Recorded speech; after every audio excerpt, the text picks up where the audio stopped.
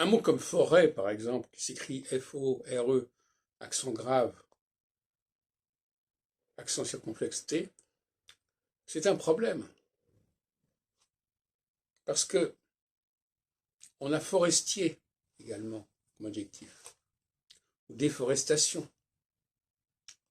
Mais comment passe-t-on de forêt à déforestation si on ignore que forêt s'écrit au départ F-O-R-E-S-T? Donc, l'accent casse la fluidité de la langue française, empêche cette fluidité d'apparaître. Il y a toutes sortes d'exemples de ce genre.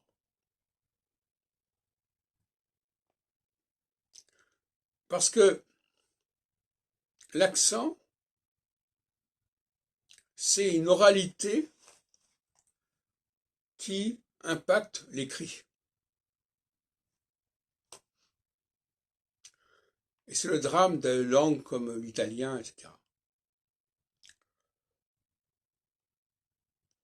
C'est-à-dire que la complexité de l'orthographe française, c'est ce qui lui permet d'être fluide.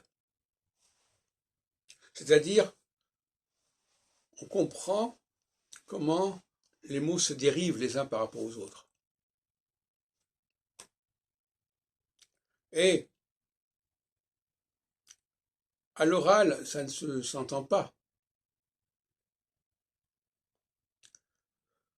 Mais il ne faudrait pas que l'oral déforme l'écrit.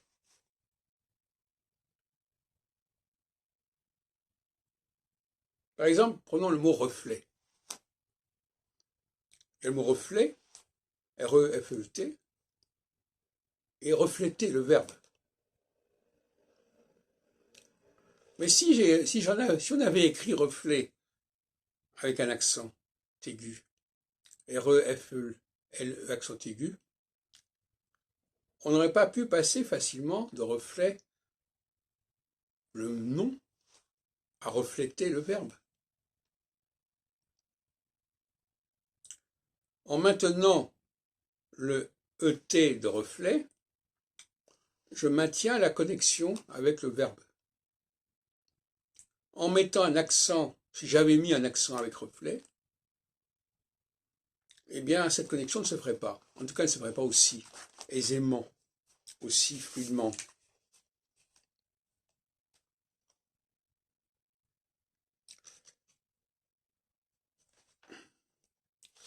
Et donc, il est important à la fois de savoir prononcer les mots écrits, mais sans les déformer sur la forme écrite pour bien faire, si on peut dire.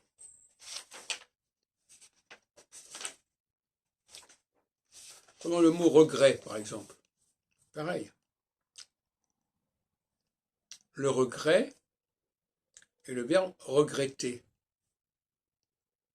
Eh bien, si au lieu d'écrire regret, R-E-G-R-E-T, j'écrivais regret, R-E-G-R-E, accent aigu, le passage à regretter ne serait pas aussi évident, ne sauterait pas aussi aux yeux.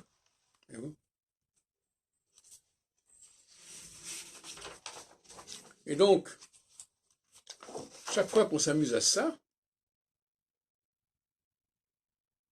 par exemple, prenons le mot effet,